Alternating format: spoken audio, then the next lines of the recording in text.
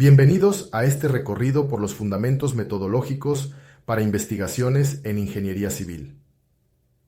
Hoy vamos a explorar 10 aspectos esenciales para construir un estudio sólido y riguroso, desde la elección del diseño de investigación hasta las consideraciones éticas que garantizan la integridad de nuestros resultados.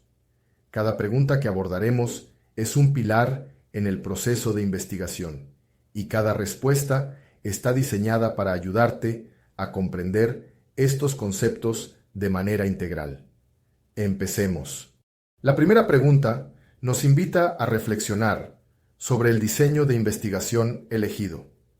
¿Qué tipo de diseño seleccionaste para tu proyecto y por qué consideras que es el más adecuado para abordar tu problema de investigación?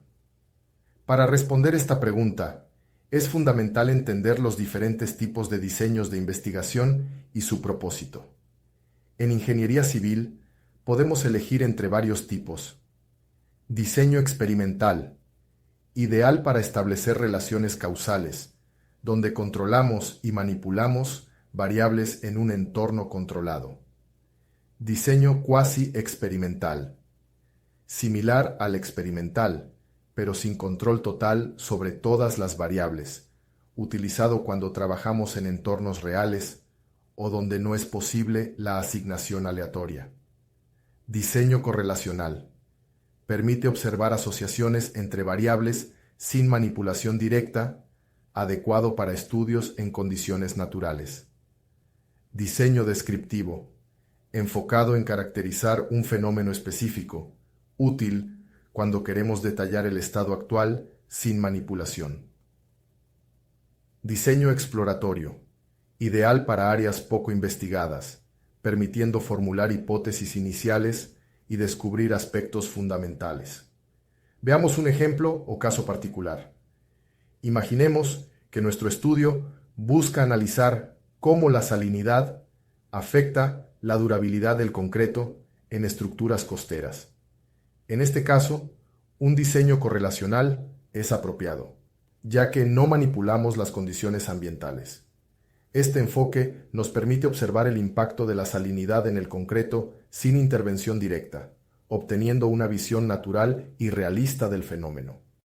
La segunda pregunta es sobre la justificación de tu diseño de investigación. ¿De qué manera sustentaste tu elección a través de referencias bibliográficas y utilizaste algún diagrama para explicar el proceso?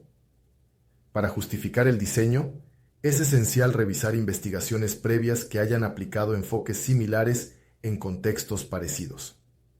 Esta fundamentación ayuda a demostrar por qué el diseño seleccionado es relevante y efectivo. Los diagramas, como los diagramas de flujo, también son herramientas valiosas para ilustrar cómo se desarrollará cada fase del estudio.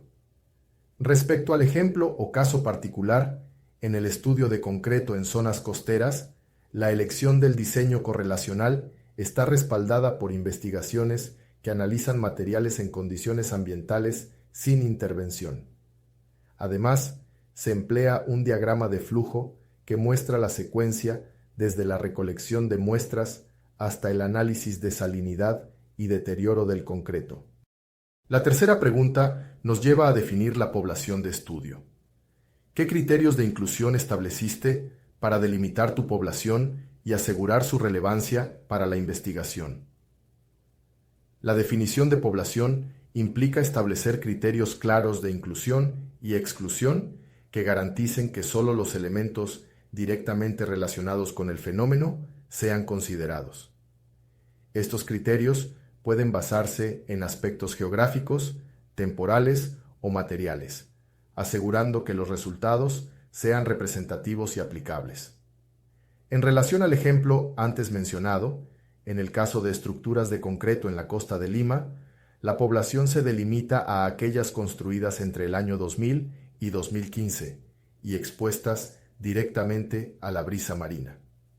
Esto asegura que la población represente condiciones de exposición a la salinidad, eliminando estructuras protegidas o construidas con otros materiales. La cuarta pregunta se centra en la selección de la muestra. ¿Qué factores consideraste para decidir si trabajar con toda la población o con una muestra representativa? Cuando la población es extensa, trabajamos con muestras representativas para mantener la viabilidad del estudio. El tamaño de la muestra y su representatividad pueden lograrse mediante técnicas de muestreo, como el muestreo aleatorio o estratificado, asegurando que los resultados puedan generalizarse a la población completa. Respecto al ejemplo o caso particular, para el estudio de estructuras costeras, se utilizó un muestreo estratificado, dividiendo las estructuras en zonas de exposición alta, media y baja a la salinidad.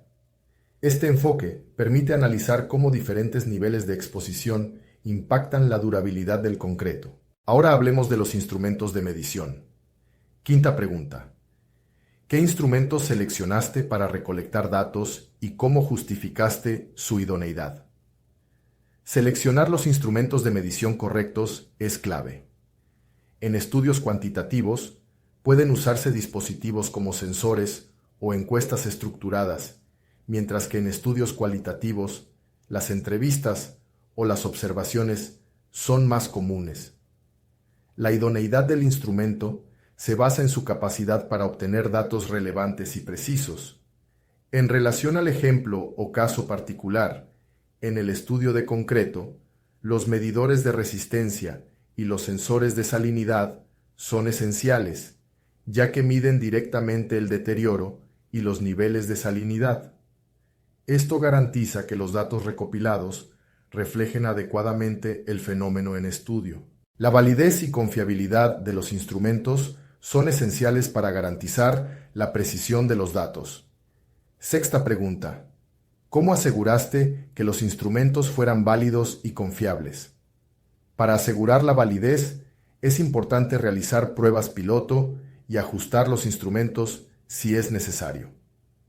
La confiabilidad implica que los resultados sean consistentes en diferentes mediciones. Ambos aspectos se logran a través de calibraciones, pruebas y, en algunos casos, consulta con expertos. Respecto al ejemplo o caso particular antes mencionado, en el estudio de durabilidad del concreto, se realizaron pruebas piloto con los medidores de resistencia y los sensores de salinidad, asegurando que los datos fueran precisos y que los instrumentos fueran adecuados para las condiciones de la investigación. El siguiente paso es minimizar los sesgos en la recolección de datos. Séptima pregunta. ¿Qué métodos utilizaste para reducir posibles sesgos y asegurar la objetividad? Reducir los sesgos implica aplicar procedimientos estandarizados, entrenar al equipo y, en algunos casos, utilizar métodos como el doble ciego. Esto asegura que los datos se obtengan sin influencia de factores externos, reflejando de manera imparcial el fenómeno en estudio. En relación al ejemplo o caso particular, en el estudio de concreto, se tomaron las mediciones en momentos del día con condiciones ambientales similares para evitar variabilidad, y el equipo de recolección siguió un protocolo estandarizado para minimizar el sesgo. Para analizar los datos, debemos elegir técnicas que permitan interpretar la información de manera clara y relevante. Octava pregunta. ¿Qué métodos de análisis aplicaste y cómo los justificaste en relación con tus objetivos? Las técnicas de análisis varían según el tipo de datos. En análisis cuantitativos, las estadísticas descriptivas, regresiones y correlaciones son comunes. En análisis cualitativos, se emplean técnicas de codificación y análisis temático. Es importante seleccionar y justificar las técnicas de acuerdo con los objetivos de investigación. Respecto al ejemplo o caso particular, en el análisis de la salinidad y el desgaste del concreto, se aplicó una regresión para evaluar la relación entre la salinidad y el nivel de deterioro. Esto permitió analizar el impacto ambiental de manera cuantitativa y estadísticamente relevante. La preparación de los datos es esencial para un análisis adecuado. Novena pregunta. ¿Cómo organizaste y procesaste los datos antes de analizarlos y qué herramientas utilizaste? Organizar y limpiar los datos es esencial para garantizar su calidad y precisión. Herramientas como Excel, SPSS o software especializado permiten procesar y estructurar los datos para su análisis posterior. Este paso asegura que el análisis sea eficiente y que los datos sean confiables. En relación al ejemplo o caso particular, en el estudio de concreto, los datos de salinidad y desgaste fueron ingresados y procesados en SPSS, permitiendo su estructuración adecuada para el análisis de correlación y regresión. Finalmente, las consideraciones éticas garantizan el respeto y la integridad en la investigación. 10ª pregunta. ¿Qué medidas éticas implementaste para proteger a los participantes y sus datos? Las consideraciones éticas incluyen obtener consentimiento informado, proteger la privacidad y asegurar que los datos sean manejados de forma segura. Esto no solo protege a los participantes, sino que también asegura la transparencia y responsabilidad en la investigación. Respecto al ejemplo o caso particular, en el estudio de estructuras costeras, se obtuvo el permiso de los propietarios antes de recolectar datos y se implementaron medidas de seguridad para almacenar la información de manera confidencial, garantizando el respeto y protección de los datos personales. Gracias por acompañarnos en esta guía detallada sobre metodología en investigación para ingeniería civil. Cada aspecto que hemos abordado hoy es un pilar fundamental para desarrollar estudios rigurosos, éticos y relevantes. Los invitamos a dejar sus opiniones y reflexiones en los comentarios, ya que su participación es clave para enriquecer esta comunidad académica. No olviden suscribirse a Ingenietesis Express, darle like al video y activar la campana de notificaciones. Nos vemos en los comentarios. Hasta la próxima.